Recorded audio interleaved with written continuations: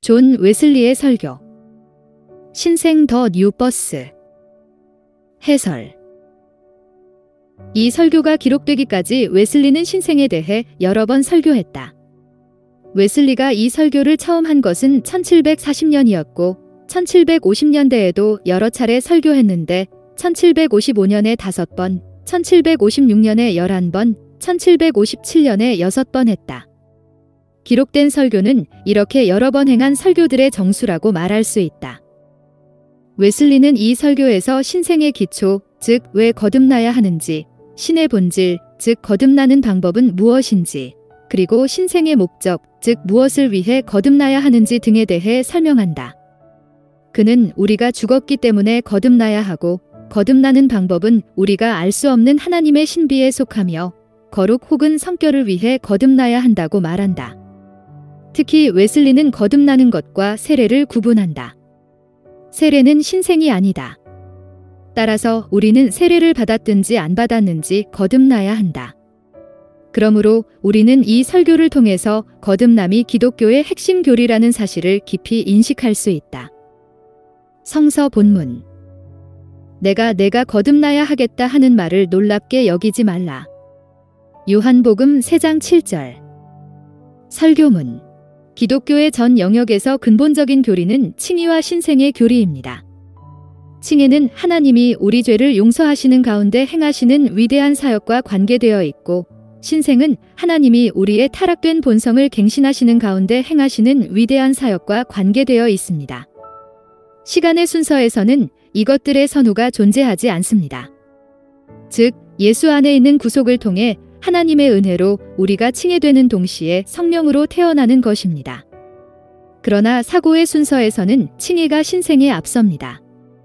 우리가 먼저 하나님의 진노에서 벗어난 다음에 우리 마음 안에 그의 영이 역사하시는 것입니다.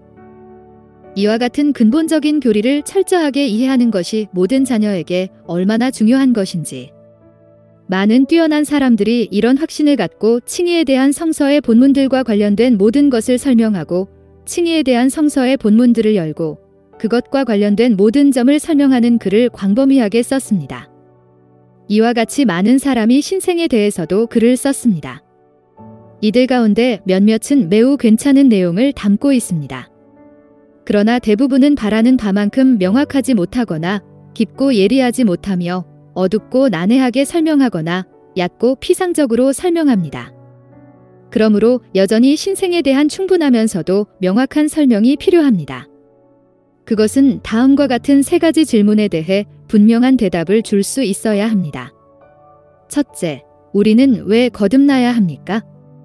즉, 신생교리의 기초는 무엇입니까? 둘째, 우리는 어떻게 거듭납니까? 즉, 신생의 본질은 무엇입니까? 셋째, 무엇을 위해 거듭나야 합니까? 즉, 신생의 목적은 무엇입니까?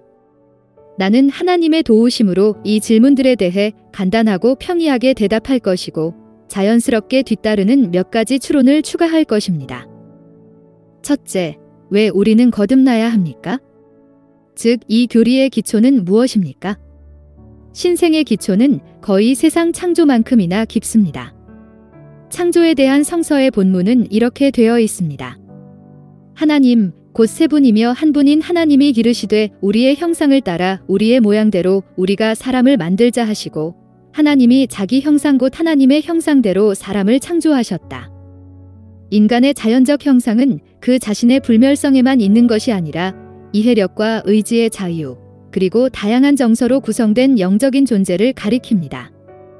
그의 정치적 형상은 세상의 낮은 것들, 곧 바다의 고기들과 땅 위의 모든 것에 대한 다스림을 말하고 그의 도덕적 형상은 사도가 말하는 의와 참된 거룩을 말합니다.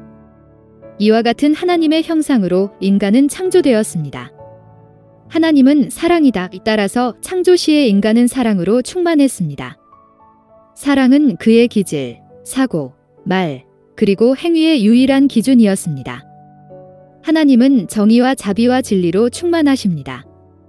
따라서 인간도 그의 창조자의 손에서 지음받을 때는 그랬습니다. 하나님은 흠없이 순결하십니다. 따라서 인간도 처음에는 모든 죄된 오염으로부터 순결했습니다.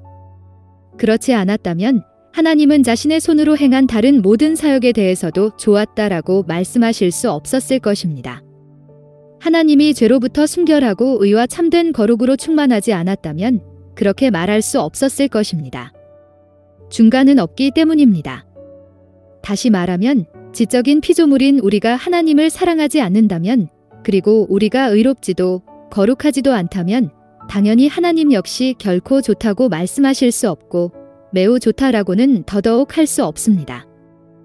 인간이 하나님의 형상으로 창조되었지만 변할 수 없는 존재는 아니었습니다. 변할 수 없는 존재란 하나님이 기뻐하시던 인간의 상태와 일치하지 않습니다. 인간은 버틸 수도 있지만 타락할 수도 있도록 창조되었습니다. 그래서 하나님이 친히 인간에게 거기에 대해 알려주셨고 타락하지 말 것을 경고하셨습니다. 그럼에도 불구하고 인간은 명예를 지키지 못하고 높은 상태에서 떨어졌습니다. 그는 주께서 먹지 말라고 명령하신 나무의 열매를 먹은 것입니다. 그의 창조자에 대한 고의적인 불순종 행위로 인해, 즉 그의 주권자에 대한 이런 노골적인 반역에 의해 인간은 더 이상 하나님이 자신을 다스리지 않도록 하겠다고 공개적으로 선언했습니다.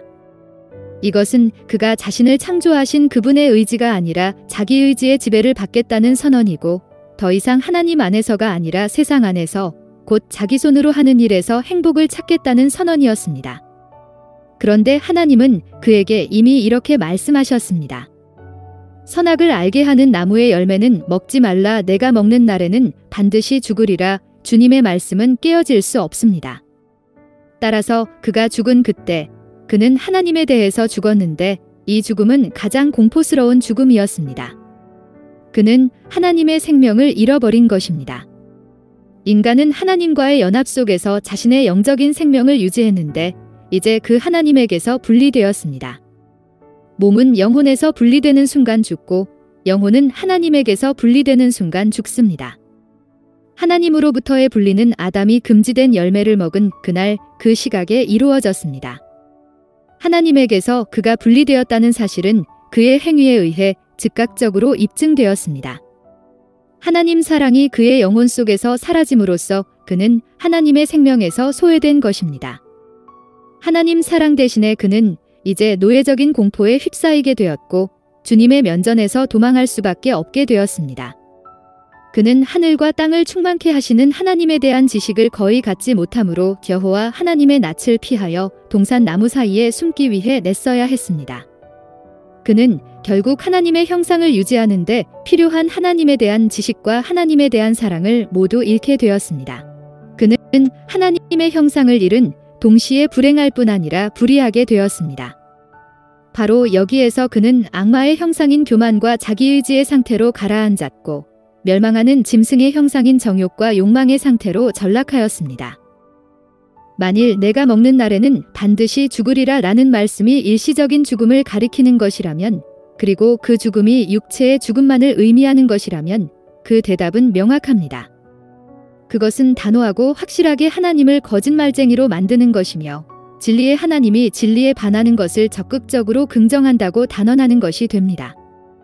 왜냐하면 아담은 그것을 먹었던 날에 육체적으로는 죽지 않은 것이 분명하기 때문입니다. 그 후에도 그는 육체적으로 900년 이상을 살았습니다. 따라서 하나님의 정확성을 문제 삼지 않고서는 이 죽음이 육체적 죽음으로 이해될 수 없습니다. 오히려 이 죽음은 영적인 죽음, 곧 하나님의 생명과 형상의 상실로 이해되어야 합니다. 또한 아담 안에서 모든 사람이 죽었습니다. 즉 아담의 허리 아래에 있는 모든 인간의 자녀들이 죽은 것입니다. 이것의 자연스러운 결과는 그의 모든 후손이 영적으로 죽은 상태로, 하나님께 대해 죽은 상태로, 죄 안에서 전적으로 죽은 상태로, 하나님의 생명을 완전히 상실한 상태로, 하나님의 형상을 완전히 잃은 상태로 아담이 지니고 있던 의와 거룩을 모두 잃은 상태로 태어나는 것입니다. 하나님의 형상 대신에 모든 인간은 악마의 형상, 즉 교만과 자기의지, 그리고 짐승의 형상, 즉 정욕과 욕망을 지닌 상태로 태어납니다. 바로 이것, 곧 우리 본성의 전적인 타락이 신생의 근거입니다. 죄로 태어난 우리는 다시 태어나야 합니다. 즉 여자에게서 태어난 모두는 하나님의 영으로 태어나야 하는 것입니다. 그러면 인간이 어떻게 다시 태어납니까? 신생의 본질은 무엇이겠습니까? 이것이 두 번째 질문입니다. 이 질문은 우리가 상상할 수 있는 최고의 것입니다. 그러므로 우리는 경미한 탐구에 만족해서는 안 됩니다. 오히려 우리는 이 중요한 점을 충분히 이해할 때까지, 그리고 우리가 어떻게 다시 태어나는지를 명확하게 알 수 있을 때까지 온갖 신경을 다 써서 살펴봐야 하고 전심으로 숙고해야 합니다. 우리는 신생이 이루어지는 방법에 대한 세심한 철학적인 설명을 원하지 않습니다. 우리 주님은 자연의 모든 범위 안에서 논쟁할 여지가 없고 하늘 아래 가장 명석한 사람이라도 온전히 설명할 수 없는 사실을 니고데모에게 상기시키심으로써 이런 기대를 충분히 경계하십니다. 바람이 임의로 불매 바람은 우리의 힘이나 지혜로 부는 것이 아닙니다. 내가 그 소리는 들어도 부리는 바람이 분다는 것을 의심 없이 절대적으로 확신합니다. 어디서 와서 어디로 가는지 알지 못하나니 바람이 어떻게 시작되고 끝나는지, 그리고 어떻게 일어나고 가라앉는지 우리는 알 수 없습니다. 성령으로 난 사람도 다 그러하니라. 여러분은 바람이 분다는 사실을 절대적으로 확신하지만 그것이 부는 정확한 방식은 모르듯이 성령께서 영혼 속에서 신생을 일으키는 방식을 여러분은 물론이고 심지어 세상에서 가장 머리 좋은 사람이라도 설명할 수 없습니다.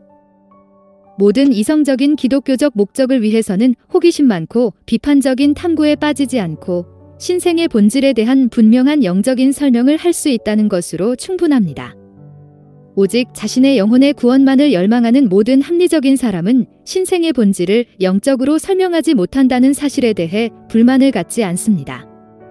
거듭남이란 표현은 니고데모와의 대화에서 우리 주님이 처음 사용하신 것이 아니었습니다.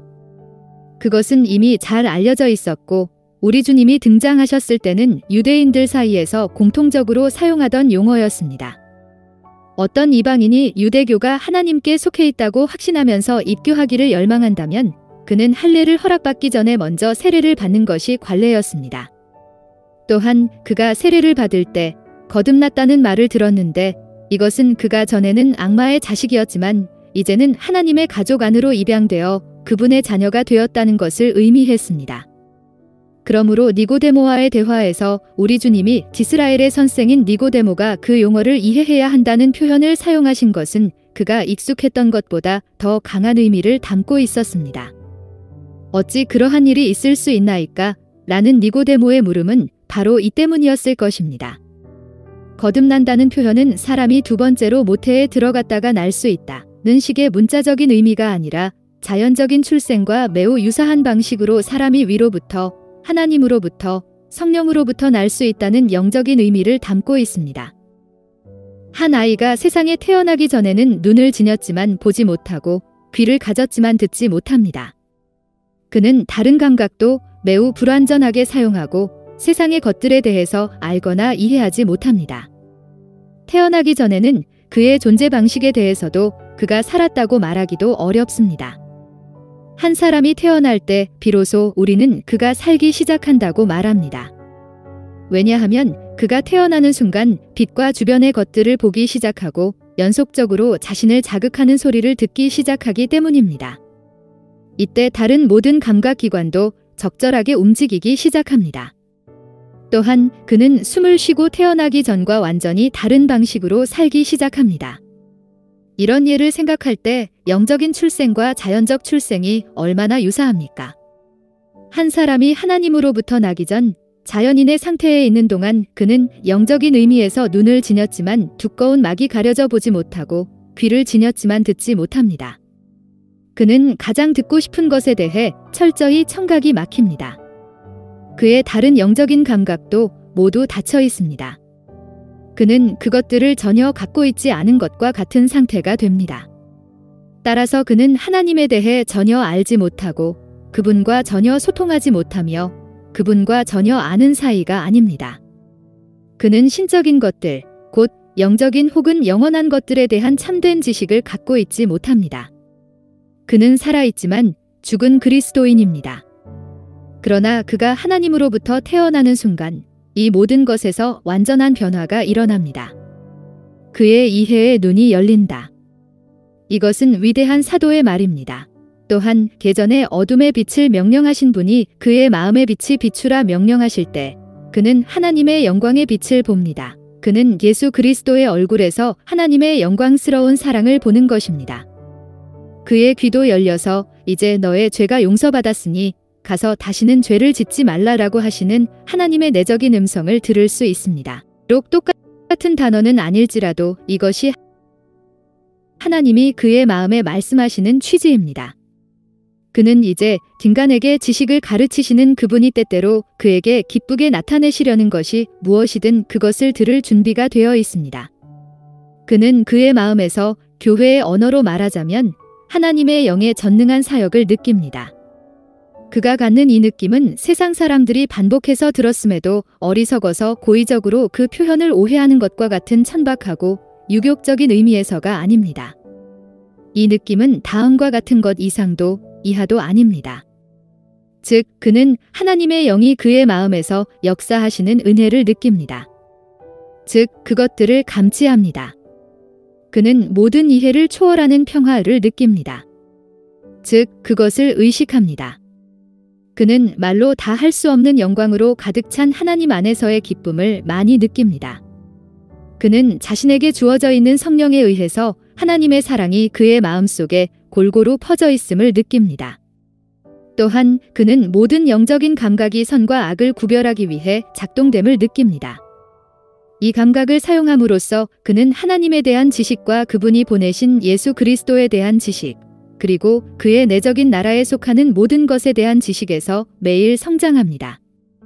그는 이제 적절한 의미에서 살았다고 말할 수 있습니다. 즉, 하나님이 자신의 영으로 그를 깨우셨으므로 그는 예수 그리스도를 통해 하나님에 대해서 살아있는 것입니다.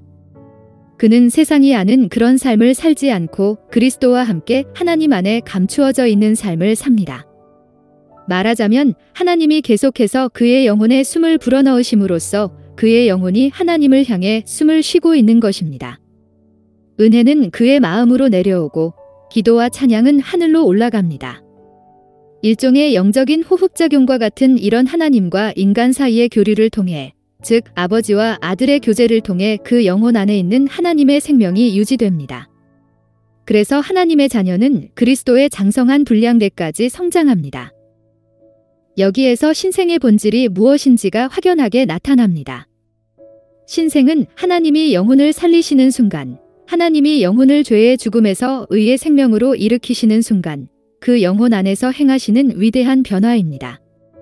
신생은 영혼이 예수 그리스도 안에서 새롭게 창조되는 순간, 하나님의 전능하신 영에 의해 영혼 전체에 일어나는 변화입니다.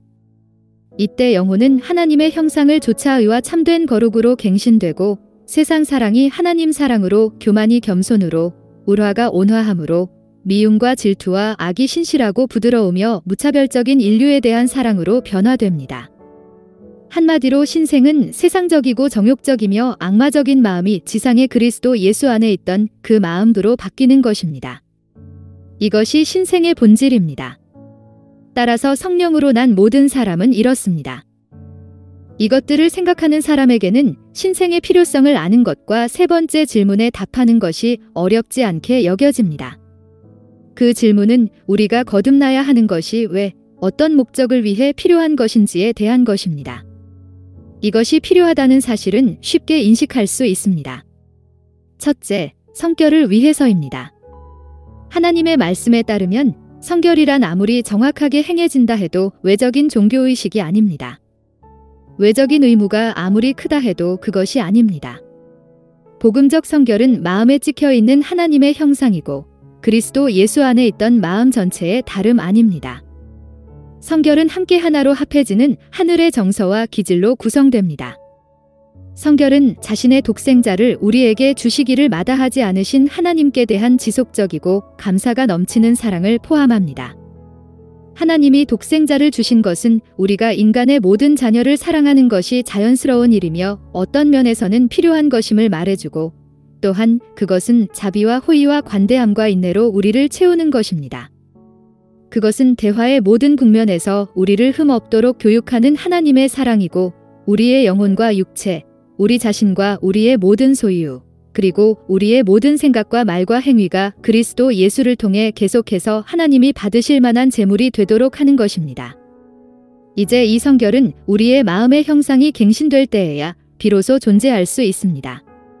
이 성결은 그런 갱신이 이루어질 때 우리를 감싸는 하나님의 능력을 통해 우리가 어둠에서 빛으로 사탄의 세력에서 하나님께로 옮겨질 때, 즉 우리가 거듭날 때 비로소 우리 영혼 안에서 시작될 수 있습니다. 그러므로 거듭남은 성결을 위해 절대적으로 필요합니다.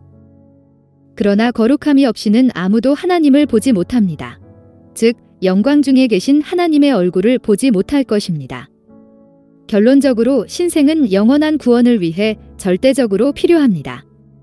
사람들은 마지막 순간까지 죄 속에서 살면서도 그 후에는 하나님과 함께 살 수 있다고 스스로 자위합니다. 인간의 마음이 얼마나 사악하고 기만적입니까? 많은 사람은 멸망으로 인도하지 않는 넓은 길을 발견했다는 사실을 정말로 믿습니다. 그들은 이렇게 말합니다.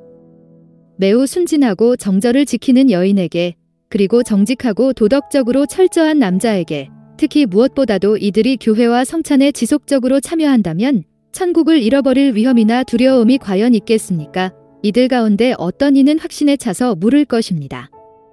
뭐라고? 내가 이웃들만큼도 못 될 거라고요? 그렇습니다. 당신은 불경건한 당신의 이웃들, 죄 속에서 죽는 당신의 이웃들만큼도 못 될 것입니다. 왜냐하면 당신은 지옥으로, 그것도 지옥의 맨 밑바닥으로 떨어질 것이기 때문입니다. 당신은 불못, 곧 불과 유황이 타는 못에 빠질 것입니다. 그런 다음에 마침내 당신은 영광을 위해 성결의 필요성을 알게 될 것입니다. 그러나 이것은 하나님이 당신에게 알도록 허락하신 것입니다. 결국 당신은 신생의 필요성을 알게 될 것입니다. 거듭나지 않으면 아무도 거룩할 수 없기 때문입니다. 같은 이유로 거듭나지 않고는 이 세상에서도 행복할 사람이 없습니다. 거룩하지 않은 사람은 본질적으로 행복할 수 없기 때문입니다. 가엾은 무신론자인 한 시인조차도 이렇게 말했습니다. 사악한 사람은 행복하지 않다. 그 이유는 명백합니다. 모든 불경건한 기질은 불안한 기질이기 때문입니다. 가슴속에 지옥을 만드는 것은 악과 미움과 시샘과 질투와 복수뿐이 아닙니다. 심지어 부드러운 열정도 통제되지 않는다면 많은 경우 기쁨보다 오히려 고통을 안겨줍니다. 희망조차도 유예된다면 이런 경우가 얼마나 많은가. 마음을 병들게 합니다. 하나님의 뜻에 맞지 않는 모든 열망은 많은 슬픔으로 우리를 찌를 수 있습니다. 죄의 일반적인 근원, 즉 교만과 자기의지와 우상숭배는 일반적인 비참의 근원입니다. 그러므로 이것들이 영혼 안에서 지배하고 있는 한 행복은 어디에도 존재하지 않습니다.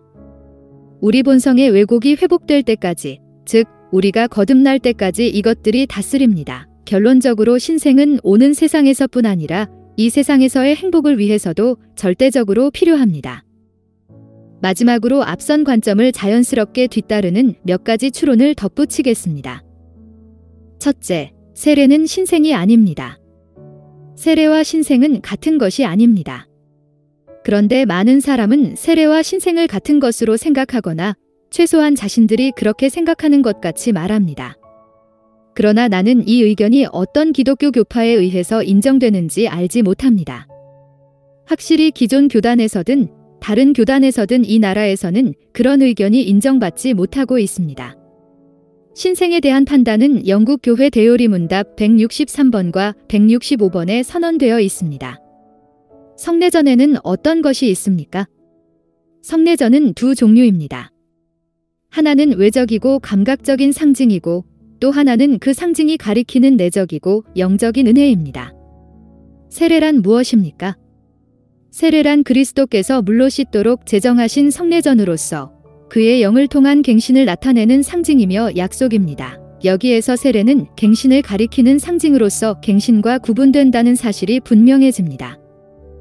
영국 교회 요리문답과 마찬가지로 우리 교회에서도 명확하게 선언되어 있습니다. 성례전이 의미하는 바는 무엇입니까?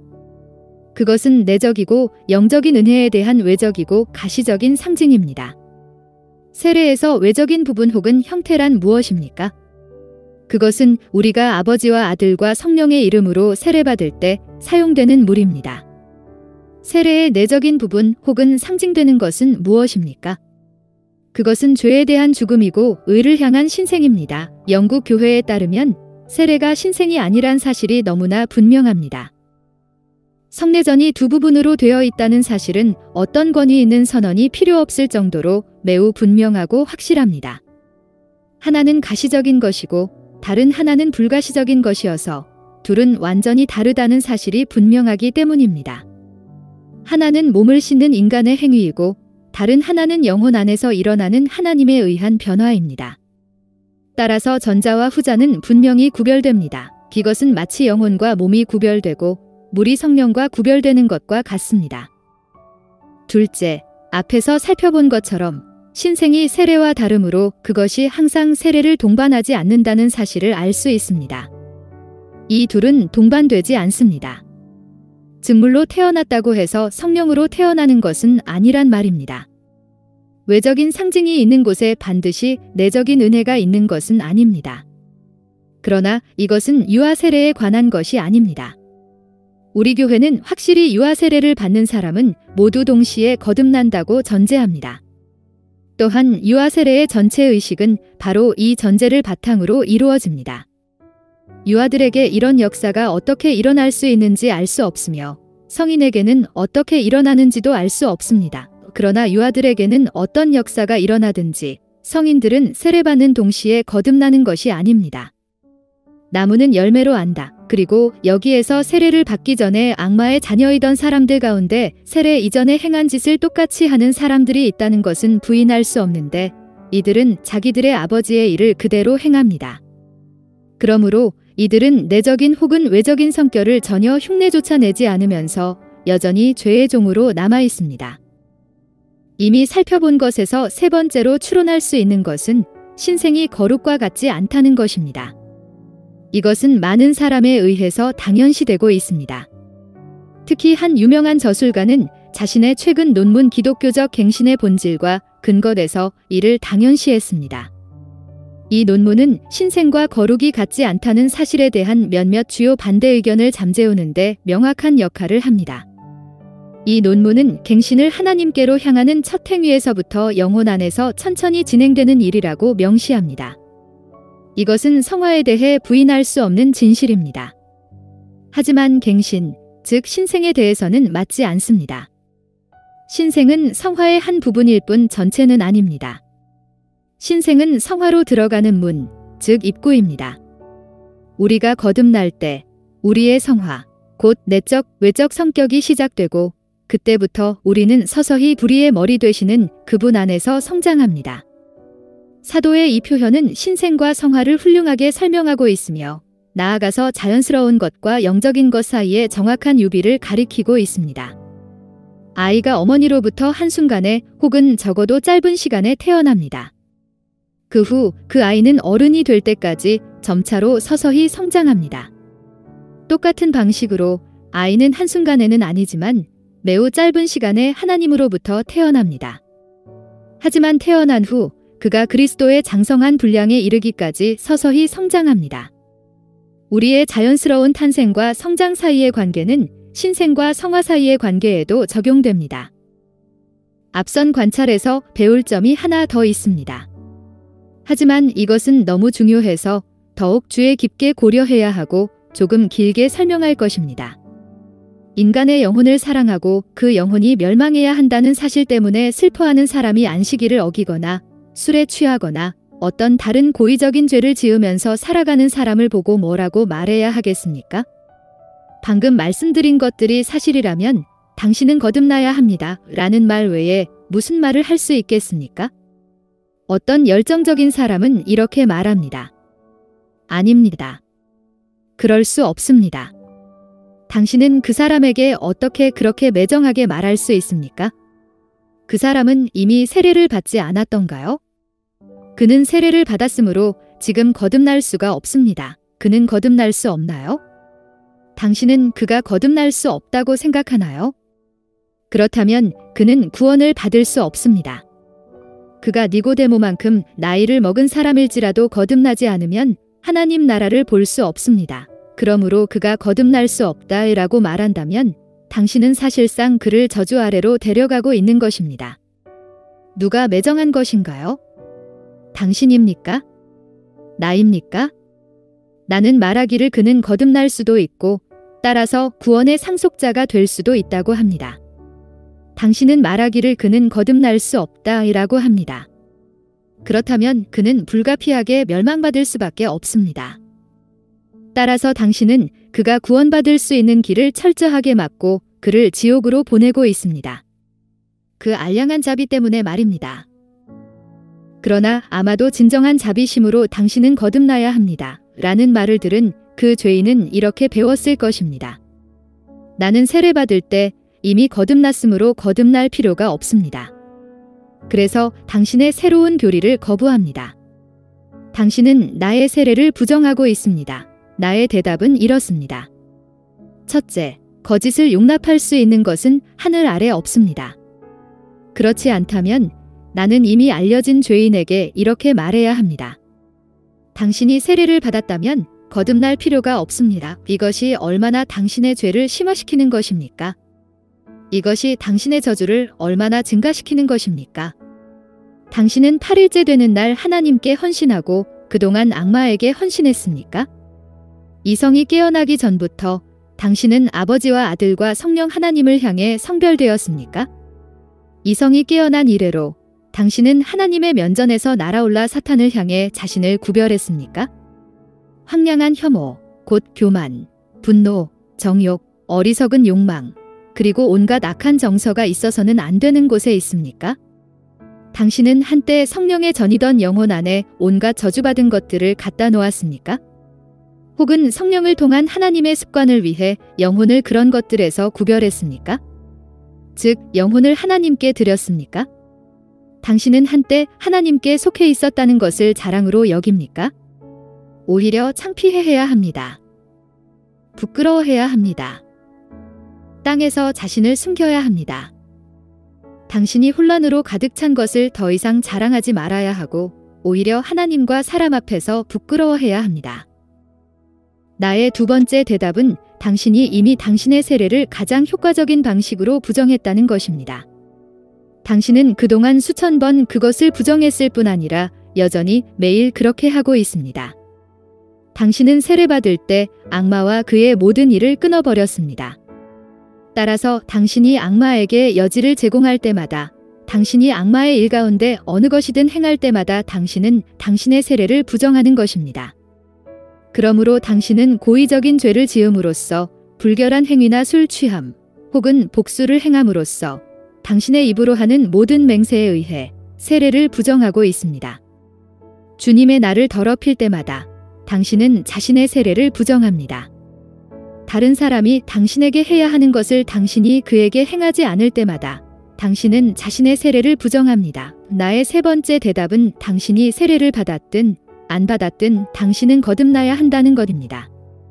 거듭나지 않는다면 당신은 내적으로 거룩하게 될 수 없습니다. 내적으로나 외적으로 거룩하지 않다면 당신은 이 세상에서 행복할 수 없고 오는 세상에서는 더더욱 행복할 수 없습니다. 당신은 이렇게 말합니다. 나는 아무에게도 해되는 일을 하지 않습니다. 나는 정직하고 매사에 공정합니다. 나는 악담하지도 주님의 이름을 헛되이 하지도 않습니다. 나는 주님의 날을 더럽히지도 않고 술 취하지도 않습니다. 나는 이웃을 중상하지도 않고 고의적인 죄를 짓지 않습니다. 당신이 이렇게 하는 것처럼 모든 사람이 그렇게 하기를 원할 것입니다. 그러나 당신은 여기에서 더 앞으로 나아가야 합니다. 그렇지 않으면 당신은 구원받을 수 없습니다. 여전히 당신은 거듭나야 합니다. 당신은 이렇게 덧붙일 것입니다. 나는 더 앞으로 나아갑니다. 단순히 타인에게 해를 끼치지 않는데 그치지 않고 할 수 있는 한 선한 일을 합니다. 그러나 나는 이것에 의구심을 갖고 있습니다. 나의 염려는 당신이 미숙해서 선을 행할 많은 기회를 지나쳐버렸다는 것이고 따라서 당신이 하나님께 책임을 져야 한다는 사실입니다. 그러나 당신이 정말로 할 수 있는 한 모든 이에게 선을 베풀었다 해도 상황을 전혀 바꿀 수 없습니다. 여전히 당신은 거듭나야 합니다. 거듭나지 않는다면 가엾고 죄로 가득 찬 오염된 당신의 영혼에 유익되지 못할 것입니다. 오히려 나는 하나님의 모든 의식에 지속적으로 참여하고 교회와 성례전을 지킵니다. 당신은 잘하고 있습니다. 하지만 거듭나는 것 외에 이 모든 것도 당신을 지옥에서 지켜주지 못할 것입니다. 하루에 2번 예배드리고 매주 성찬에 참여하고 개인적으로 많은 기도를 드리며 많은 좋은 설교를 듣고 많은 좋은 책을 읽어도 여전히 당신은 거듭나야 합니다. 이것들 가운데 그 무엇도 신생을 대신하지 못합니다. 하늘 아래 어떤 것도 그렇게 하지 못합니다. 당신이 이런 내적인 하나님의 사역을 경험하지 못했다면 계속해서 이렇게 기도하십시오. 주님. 주님이 주시는 모든 복에 거듭남을 더해 주옵소서. 저를 거듭나게 해 주옵소서. 당신이 기뻐하는 모든 것을 부인하십시오.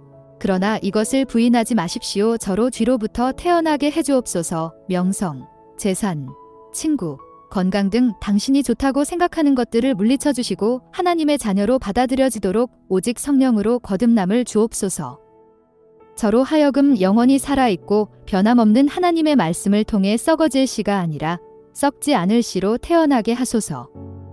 그리고 날마다 근혜와 우리 구주 예수 그리스도에 대한 지식에서 성장하게 하소서.